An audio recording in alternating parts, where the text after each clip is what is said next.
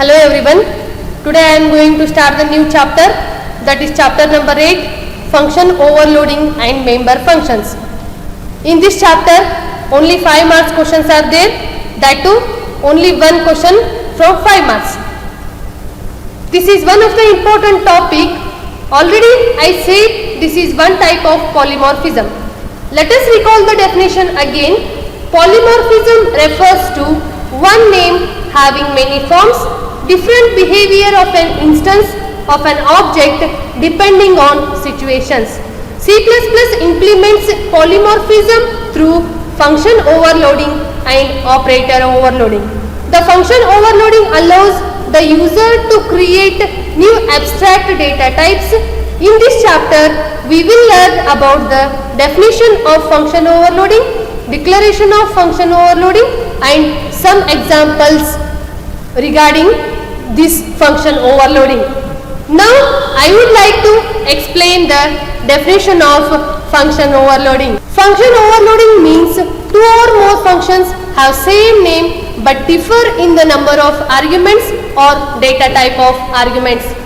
Function overloading means what? Function overloading is having the same function name, but this function name should have different number of arguments or same number of arguments with different data types. ಇಲ್ಲಿ ನೋಡಿ, ಇವತ್ತು ನಾನು ಹೇಳ್ತಾ ಇರೋ chapter ಯಾವುದು ಅಂತಂತಂದ್ರೆ function overloading. ಹೌದಾ? Already ನೀವು ಲಾಸ್ಟ್ ಕ್ಲಾಸ್ ನಲ್ಲಿ ಏನು ಕಲ್ತಿದ್ದೀರಿ? Basic concepts of object oriented programming ಅನ್ನ ಕಲ್ತಿದ್ದೀರಿ, ಕ್ಲಾಸಸ್ ಅಂಡ್ ಆಬ್ಜೆಕ್ಟ್ಸ್ ಚಾಪ್ಟರ್ ಅನ್ನ ಕಲ್ತಿದ್ದೀರಿ. ಬೇಸಿಕ್ ಕಾನ್ಸೆಪ್ಟ್ಸ್ ಆಫ್ OOP ನಲ್ಲಿ ನೀವು ಏನು ಕಲ್ತಿದ್ದೀರಿ? ಕ್ಲಾಸ್ ಅಂದ್ರೆ ಏನು, ಆಬ್ಜೆಕ್ಟ್ ಅಂದ್ರೆ ಏನು, ಆಮೇಲೆ ಪಾಲಿಮಾರ್ಫಿಸಮ್ ಅಂದ್ರೆ ಏನು, ಇನ್ಹೆರಿಟೆನ್ಸ್ ಅಂದ್ರೆ ಏನು, ಡೈನಮಿಕ್ ಬೈಂಡಿಂಗ್ ಅಂದ್ರೆ ಏನು, ಮೆಸೇಜ್ ಪಾಸಿಂಗ್ ಅಂದ್ರೆ ಏನು, ಇವನ್ನೆಲ್ಲ ಡೆಫಿನೇಷನ್ಸ್ ಅನ್ನು ಕಲ್ತಿದ್ದೀರಿ. ಆಮೇಲೆ ಅಡ್ವಾಂಟೇಜಸ್ ಕಲ್ತಿದ್ದೀರಿ, ಲಿಮಿಟೇಷನ್ಸ್ ಕಲ್ತಿದ್ದೀರಿ. ಎದುರ್ದು ಬೇಸಿಕ್ ಆಬ್ಜೆಕ್ಟ್ ಓರಿಯೆಂಟೆಡ್ ಪ್ರೋಗ್ರಾಮಿಂಗ್ ಇತ್ತು. ಹೌದಾ? ನೆಕ್ಸ್ಟ್ ಚಾಪ್ಟರ್ ನಲ್ಲಿ ನೀವೇನು ಕಲ್ತಿದ್ದೀರಿ? ಕ್ಲಾಸ್ ಅಂದ್ರೆ ಏನು, ಆಬ್ಜೆಕ್ಟ್ಸ್ ಅಂದ್ರೆ ಏನು, ಕ್ಲಾಸ್ ಅನ್ನ ಹೇಗೆ ಬರಿಬೇಕು, ಆಬ್ಜೆಕ್ಟ್ ಅನ್ನ ಹೇಗೆ ಬರಿಬೇಕು, ಅದ್ರದ್ದು ಸಿಂಟ್ಯಾಕ್ಸ್ ಏನು, ಅದ್ರದ್ದು ಎಕ್ಸಾಂಪಲ್ಸ್ ಏನು, ಅದರಲ್ಲಿ ಎಷ್ಟು ಟೈಪ್ಸ್ ಬರ್ತವೆ, ಇದನ್ನೆಲ್ಲಾನು ಕೂಡ ನೀವೇನ್ ಮಾಡಿದಿರಿ? ಕಲ್ತಿದ್ದೀರಿ. ಹೌದಾ? ಬೇಸಿಕ್ ಕಾನ್ಸೆಪ್ಟ್ಸ್ ನಲ್ಲಿ ಇರ್ತಿರ್ತಕ್ಕಂಥ ಪಾಲಿಮಾರ್ಫಿಸಮ್ ಅನ್ನ ನಾನು ಇಂಪ್ಲಿಮೆಂಟ್ ಮಾಡೋದಕ್ಕೋಸ್ಕರ ಫಂಕ್ಷನ್ ಓವರ್ಲೋಡಿಂಗ್ ಅನ್ನ ಕಲಿಬೇಕು. ಹೌದಾ? ಅಂದ್ರೆ ಫಂಕ್ಷನ್ ಓವರ್ಲೋಡಿಂಗ್ ಅಂದ್ರೆ ನಾನು ಏನ್ ಹೇಳ್ಬೇಕು ಈಗ? ಫಂಕ್ಷನ್ ಓವರ್ಲೋಡಿಂಗ್ ಅಂದ್ರೆ ಸೇಮ್ ಫಂಕ್ಷನ್ ನೇಮ್ ಇರ್ತದೆ, ಸೇಮ್ ಫಂಕ್ಷನ್ ನೇಮ್ ನಲ್ಲಿ ನನಗೆ ನಂಬರ್ ಆಫ್ ಆರ್ಗ್ಯುಮೆಂಟ್ಸ್ ಡಿಫ್ರೆಂಟ್ ಇರ್ತವೆ. ನಂಬರ್ ಆಫ್ ಆರ್ಗ್ಯುಮೆಂಟ್ಸ್ ಡಿಫ್ರೆಂಟ್ ಇರಲಿಲ್ಲ, ಸೇಮ್ ಇತ್ತು ಅಂದಾಗ ಆ ನಂಬರ್ ಆಫ್ ಆರ್ಗ್ಯುಮೆಂಟ್ಸ್ ನಲ್ಲಿ ಡೇಟಾ ಟೈಪ್ಸ್ ಮಾತ್ರ ಡಿಫ್ರೆಂಟ್ ಇರುತ್ತೆ.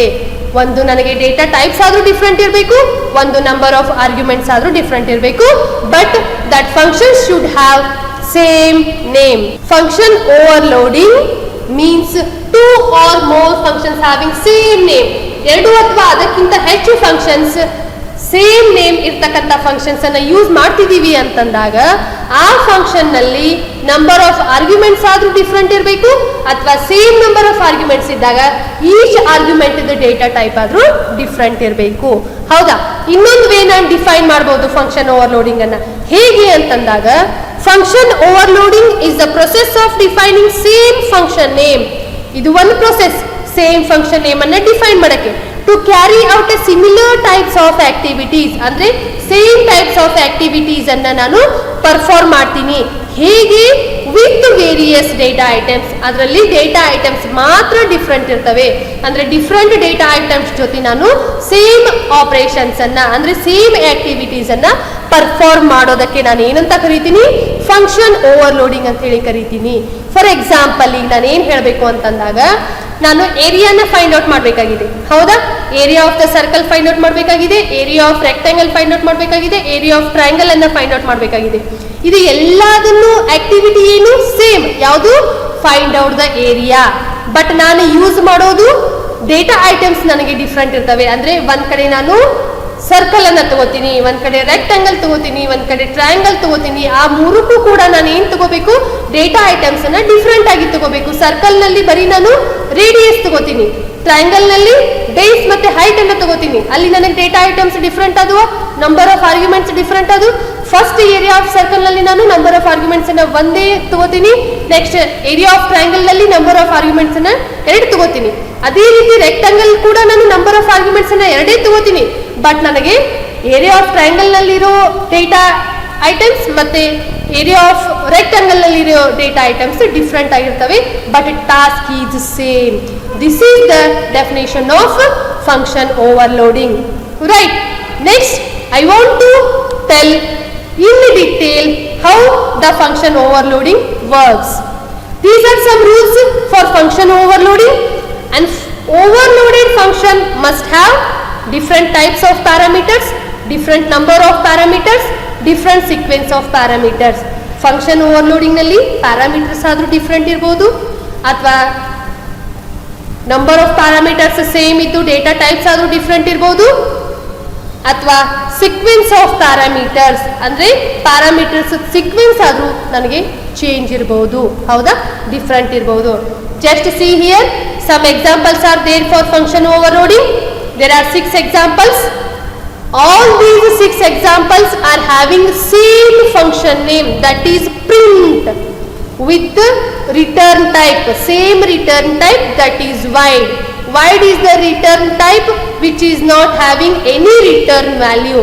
ಇಲ್ಲಿ ನೋಡಿ, ಫಂಕ್ಷನ್ ನೇಮ್ ಎಲ್ಲ ಎಕ್ಸಾಂಪಲ್ಸಿಗೂ ಕೂಡ ಪ್ರಿಂಟ್ ಅಂತ ಹೇಳಿ ತಗೊಂಡಿದ್ದೀನಿ.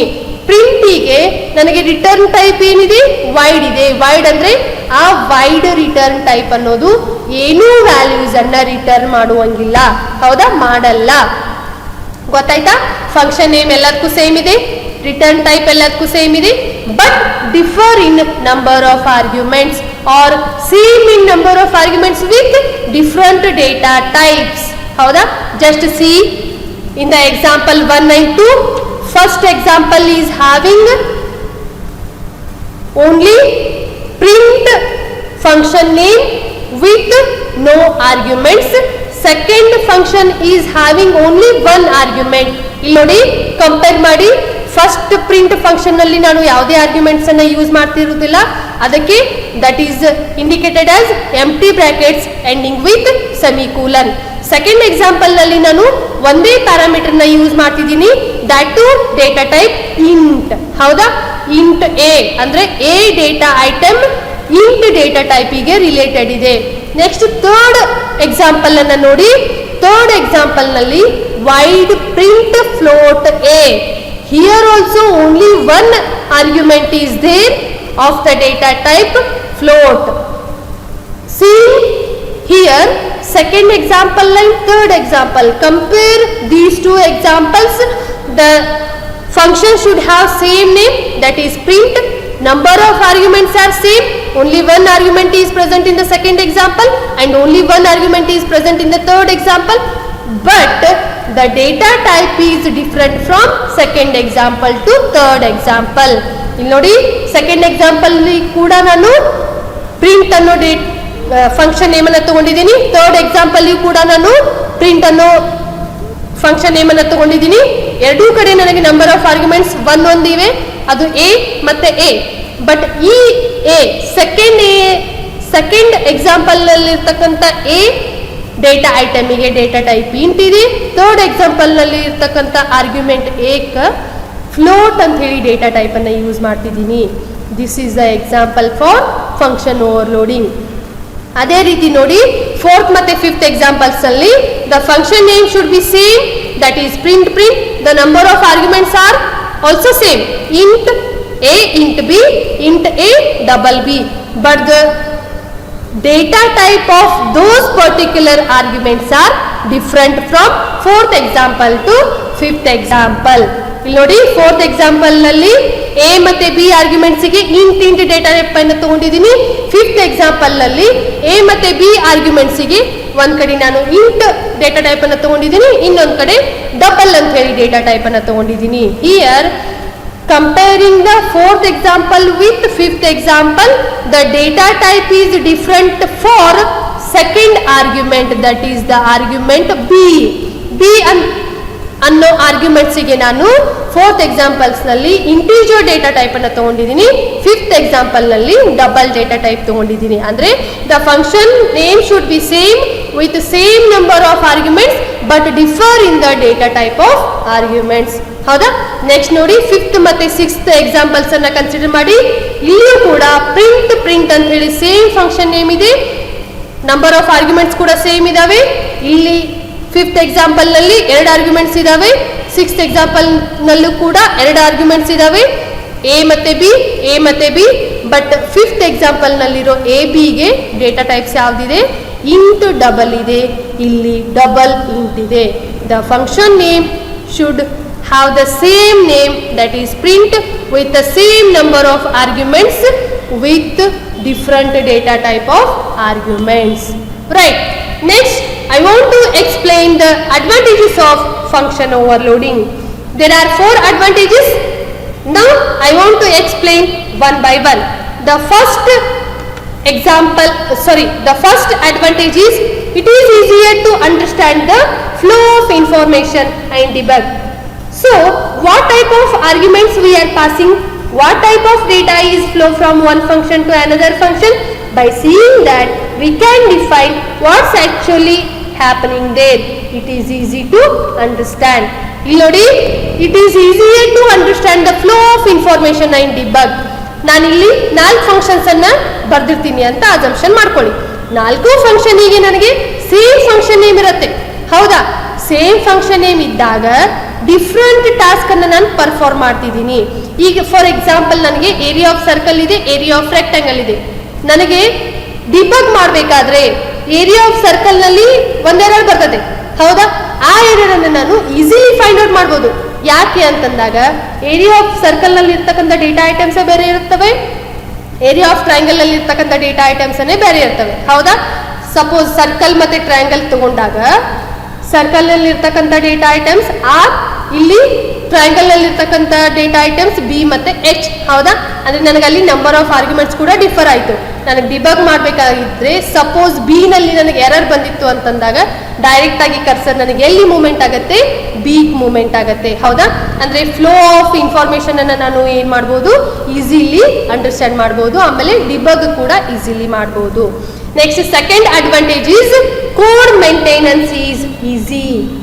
Means it depends on the type of arguments and number of arguments. We can easily group them in the similar functions. We can group the same set. So that is code maintenance is easy. Code maintenance ಹೇಗೆ ನನಗೆ easy ಆಗತ್ತೆ ಅಂತಂತಂದ್ರೆ ಎಲ್ಲಾ same functions ಅನ್ನ ಒಂದ್ ಕಡೆ group ಮಾಡ್ಕೊಂಡು ಅದರಲ್ಲಿ ಆಕ್ಟಿವಿಟೀಸ್ ಅನ್ನ ಮಾತ್ರ ನಾನು ಏನ್ ಮಾಡ್ಕೋತಾ ಹೋಗ್ತೀನಿ? ಡಿಫ್ರೆಂಟ್ ಮಾಡ್ಕೋತಾ ಹೋಗ್ತೀನಿ ಯೂಸಿಂಗ್ ಗ್ರೂಪ್. ಹೌದಾ? ಒಂದೊಂದು ಫಂಕ್ಷನಿಗೆ ಒಂದೊಂದು ಗ್ರೂಪ್ ಮಾಡಿ, ಒಂದೊಂದು ಫಂಕ್ಷನಿಗೆ ಒಂದೊಂದು ಗ್ರೂಪ್ ಮಾಡಿ ನಾನು ಏನ್ ಮಾಡ್ಬೋದು? ಪರ್ಟಿಕ್ಯುಲರ್ ಕೋಡ್, ಆ ಕೋಡ್ ನನಗೆ ಎಲ್ಲಿ ಯೂಸ್ ಆಗುತ್ತೆ ಅದನ್ನ ಮಾತ್ರ, ಅಂದ್ರೆ ಆ ಪರ್ಟಿಕ್ಯುಲರ್ ಗ್ರೂಪ್ ಆಫ್ ಕೋಡ್ ನ ಮಾತ್ರ ನಾ ಏನ್ ಮಾಡ್ಬೋದು? ಎಕ್ಸೆಸ್ ಮಾಡ್ಕೋಬಹುದು. That is nothing but the code maintenance is easy. Next, the third advantage is easier interface between programs and real world objects. Here real world object means area, circumference and volume. In this mode of operation is same, so it is easy to compare what's actually happening. By seeing the name itself we come to know what's going on inside the function definition. So it is almost a real world objects. ಇಲ್ಲಿ ನೋಡಿ, easier interface between programs and real world objects ಅಂದಾಗ ನಾನು 3 functions ಅನ್ನ perform ಮಾಡ್ತಿದ್ದೀನಿ. ಒಂದು area of circle ಅನ್ನ perform ಮಾಡ್ತಿದ್ದೀನಿ, area of rectangle ಅನ್ನ ಪರ್ಫಾರ್ಮ್ ಮಾಡ್ತಿದ್ದೀನಿ, ಏರಿಯಾ ಆಫ್ ಟ್ರಯಾಂಗಲ್ ಅನ್ನ ಪರ್ಫಾರ್ಮ್ ಮಾಡ್ತಿದ್ದೀನಿ. ನನಗೆ ಅಲ್ಲಿರ್ತಕ್ಕಂಥ ಡೇಟಾ ಐಟಮ್ಸ್ ಅನ್ನ ನೋಡಿದಾಗ ಗೊತ್ತಾಗ್ಬಿಡ್ತದೆ. ಹೌದಾ? ಈಸಿಲಿ ನಾನು ಏನ್ ಮಾಡ್ಬೋದು? ನಾನು ಇದೇ ಏರಿಯಾನ ಫೈಂಡ್ ಔಟ್ ಮಾಡ್ತಿದ್ದೀನಿ ಅಂತೇಳಿ ನಿಮಗೆ ಈಸಿಲಿ ಐಡೆಂಟಿಫೈ ಆಗತ್ತೆ. ಅದು third example. Next, the last example, third advantage. Next, the last advantage is the code is executed faster. When different functions are created for different operations, then user has to call respective function depending on the situations. Instead, for different situations, if the same function is called with different arguments using function overloading, then the compiler automatically decides about the appropriate function by comparing the argument type used in the call to the function and calls the required function. Thus the code is executed faster.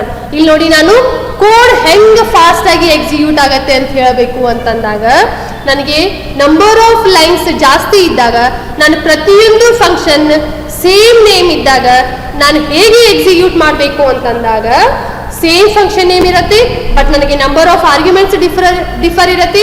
ನಾನು ಯಾವ್ದು arguments ಅನ್ನ pass ಮಾಡ್ತೀನಲ್ಲ ಅದು same argument related ಇರ್ತಕ್ಕಂಥ function call ಆಗಿ ಆ function ನನಗೆ ಮೊದಲಿಗೆ execute ಆಗುತ್ತೆ.